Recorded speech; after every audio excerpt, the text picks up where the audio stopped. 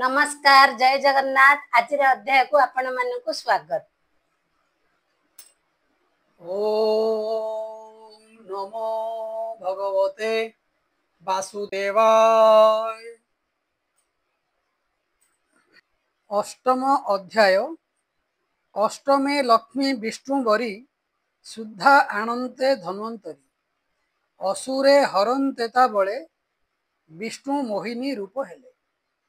श्री शुक उवाच शृणो राजन सावधाने सदाशिवंक विषपाने देवदानव मनतोषे रुद्र वीरंचि घेनि पासे पुणी मंथिले करी मन्यु जळु उठिला कामधेनु से धेनु देखी तो समने ब्राह्मणे मिलिले मंथने हरसे अग्निहोत्र अर्थे मिलिले अग्निहोत्री जेते स्वभावे विप्रे ब्रह्मवेता अग्निपूजने सामरथा से काम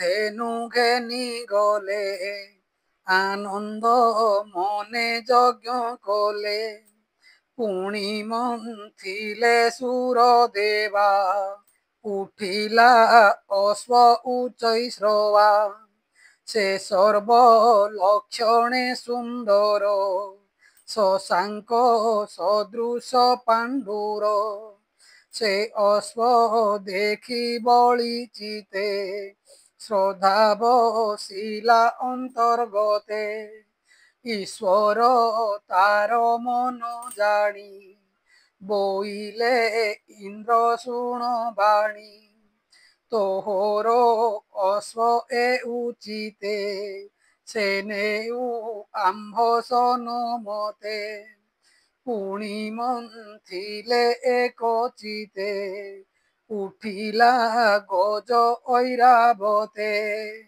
चतुर दंत शोभा कर कैलास पर्वत आकार इंद्रर गज से स्वभावे तेणु न इच्छिले दानवे गजकु इंद्र आबोरिला पुणी मंथने उपजिला अष्टदिग्गज ऐरावण अभ्रम आदि पत्नी नाम पुणी मंथने महाभाग उठिला मणि पद्मराग कौस्तुभ नामे रत्न हरि स्नेहे जाहाकु वक्षे धरी सुंदर पुष्प पारिजात सुगंधे मोहिला जगत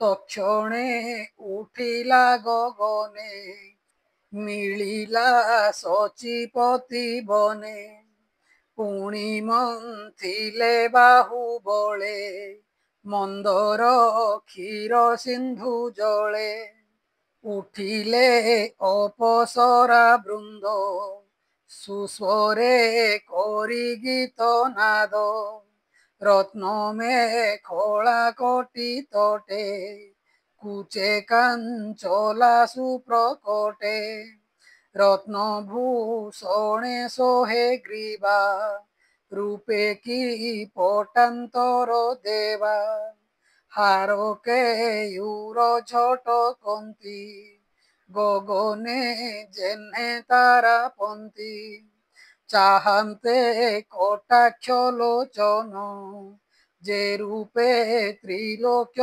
मोहन गगन मार्गे शून्ये गले इंद्रर भुवने मिलिले असुरे मने दुख भरी पुणी मंथिले गिरिधरी सुंदर दिशे दश दिश धरणी हेउछि उल्लास ଅମୃତ ଶୁଭ ଲଗ୍ନ ବେଳେ ଲକ୍ଷ୍ମୀ ଉଠିଲେ ମହାଜଳେ। ଦିଗ ପ୍ରସରେ ଦେହ ଝଳି ଜିମୁତେ ଯେସନେ ବିଜୁଳି। କମଳା ରୂପ ଦେଖି ଜନେ ଲୋଭ ବସିଲା ସର୍ବମନେ। ଲକ୍ଷ୍ମୀ ବଦନ ଚାହିଁ ବେଗେ ଇନ୍ଦ୍ର ମିଳିଲେ ପଦ୍ମ ଯୁଗେ।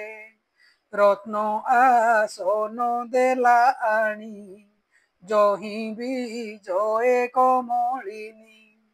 ଜାହ୍ନବୀ ଆଦି ନଦୀ ଯେତେ ସର୍ବେ ମିଳିଲେ ପାଦ ଗତେ। ସୁବର୍ଣ୍ଣ କୁମ୍ଭେ ଜଳ ଭରି ମୁନିଏ ରହିଲେ ଉଭାରି।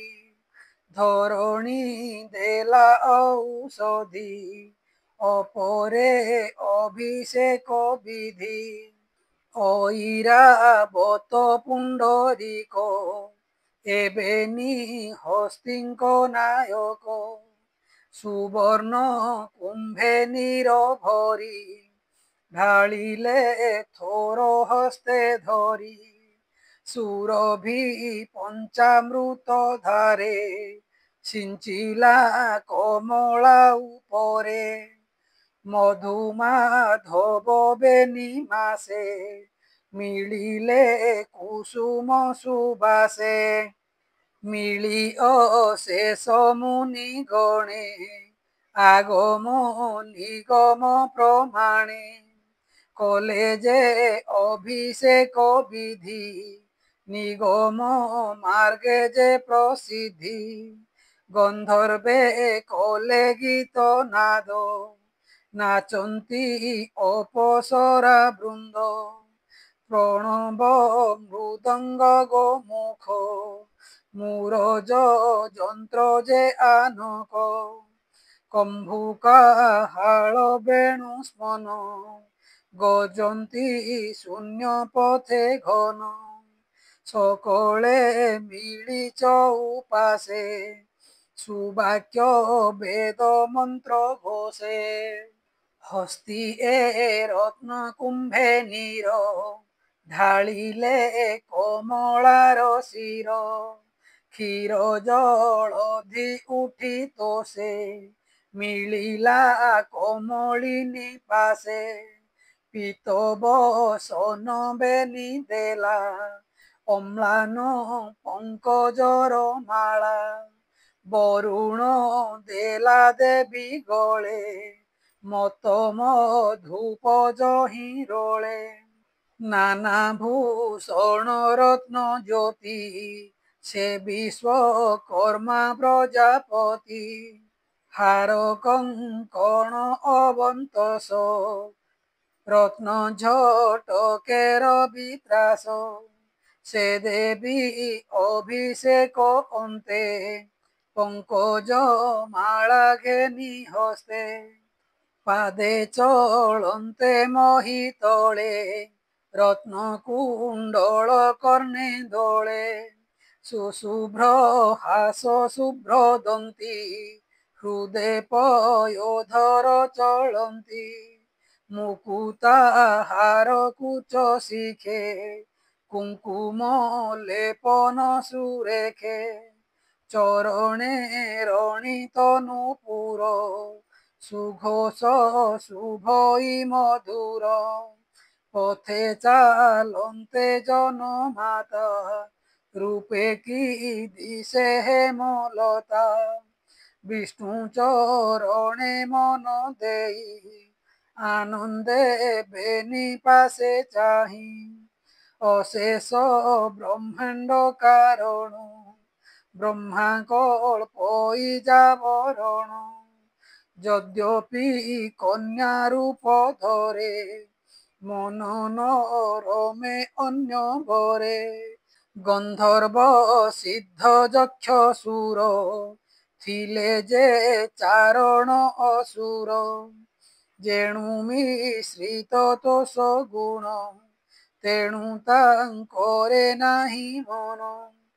ଚଞ୍ଚଳା ପୁଣ ଏହି ମତେ ବିଷ୍ଣୁ ଚରଣ ଚିନ୍ତି ଚିତେ ଗୋବିନ୍ଦ ଗଳେ ମାଳା ଦେଇ ଅନଙ୍ଗ ଲୋଚନେ ଅନାଇ କୋଳେ ବସିଲେ ଜନମାତା ଯେ ଜୀବ ଜୀବନର ଦାତା ଗୋବିନ୍ଦ କୋଳେ ଲକ୍ଷ୍ମୀ ଦେଖି ଅସୁରେ ମନ୍ଥନ ଉପେକ୍ଷୀ ତୁରୀ ମର୍ଦଳ ଶଙ୍ଖ ସ୍ୱନ ନୃତ୍ୟ ଉତ୍ସବ ଘନ ଘନ ବ୍ରହ୍ମା ଶଙ୍କର ଆଦି ଯେତେ ତକ୍ଷଣେ ମିଳିଲେ ସମସ୍ତେ ସକଳ ଦେବେ ମୋଦ ଭରି ପୁଷ୍ପ ବରଷି ସ୍ତୁତି କରି ଲକ୍ଷ୍ମୀ କଟାକ୍ଷ ଦେହେ ଲାଗି ସର୍ବେ ହୋଇଲେ ସୁଖ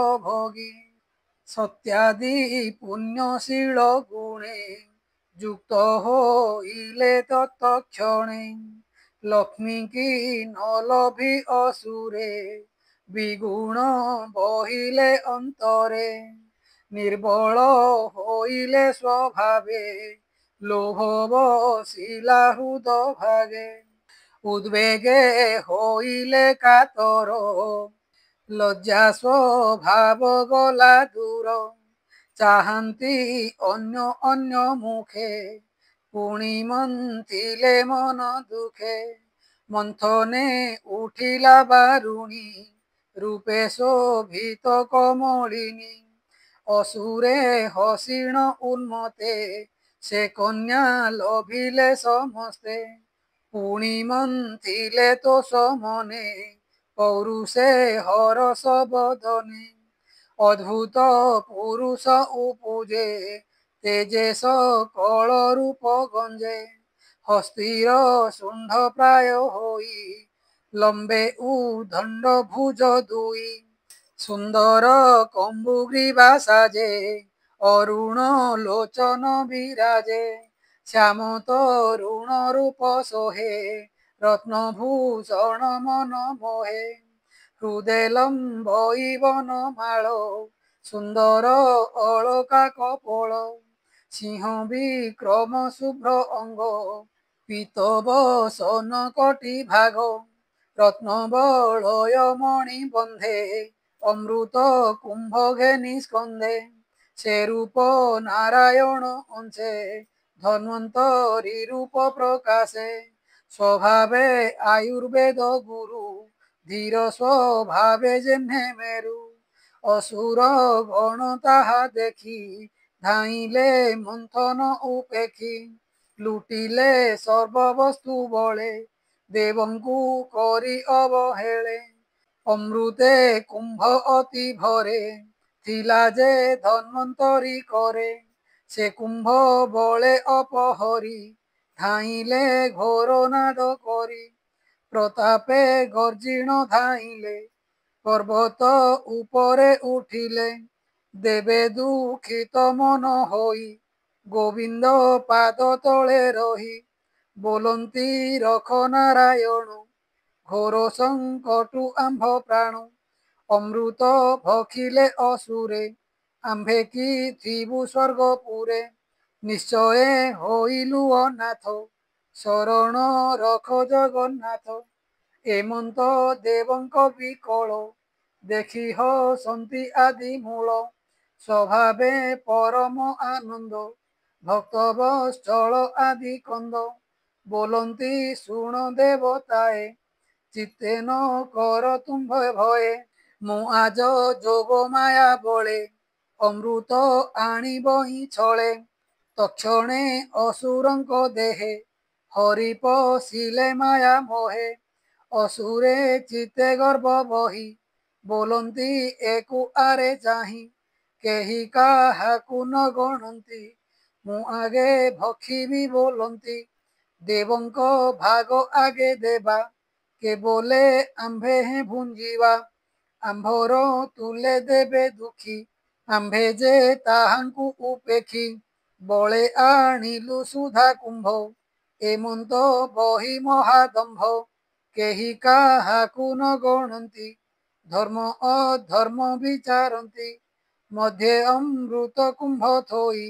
ବିଷ୍ଣୁ ମାୟାରେ ମନ ମୋହି ଏମନ୍ତ ସମୟେ ମୁରାରି ତକ୍ଷଣେ ମାୟା ରୂପ ଧରି ସ୍ୱରୂପେ ହୋଇଲେ କାମିନୀ ଅଶେଷ ଜଗତ ମୋହିନୀ ଶ୍ୟାମ ଉତ୍ପଳ କାନ୍ତି ଘେନି କାମିନୀ ଗଣ ଶିରୋମଣି ସମାନ କର୍ଣ୍ଣ ଆଭରଣ ବିରାଜେ କେୟୁର କଙ୍କଣ ସୁନ୍ଦର ନାସା ପୁରୁଷ ହେ କଟିମେ ଖଳା ଜନ ମୋହେ ଉନ୍ନତ ନବ ଯୌବନ ଯୌବନ ଭାରେ ମଝା କ୍ଷୀଣ ରଙ୍ଗ ଅଧରେ ଦନ୍ତପତି ହାସବ ଦନେ ଝଟକନ୍ତି ଉତ୍ଫୁଲ୍ଲ ମଲିମାଳ ଶିରେ ଶୋହେ ସୁନୀଳ କଳେବରେ ସୁଗ୍ରୀବ କଣ୍ଠେ ଆଭରଣ ଭୁଜରେ ଅଙ୍ଗଦ ଭୂଷଣ ବିରଜ ଆମ୍ବରେ ଭୂଷିତ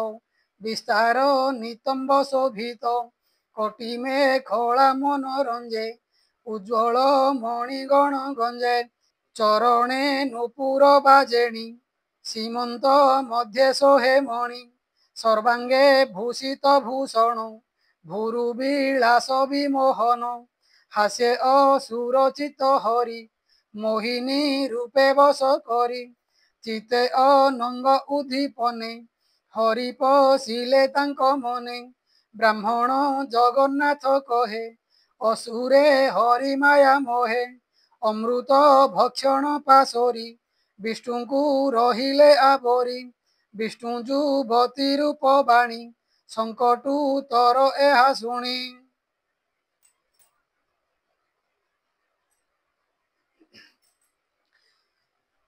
इति श्रीमद्भागवते महापुराणे परमहास्यं संहितायां अष्टम स्कन्धे भगवान् मायापलम्बनं नाम अष्टमोऽध्यायः।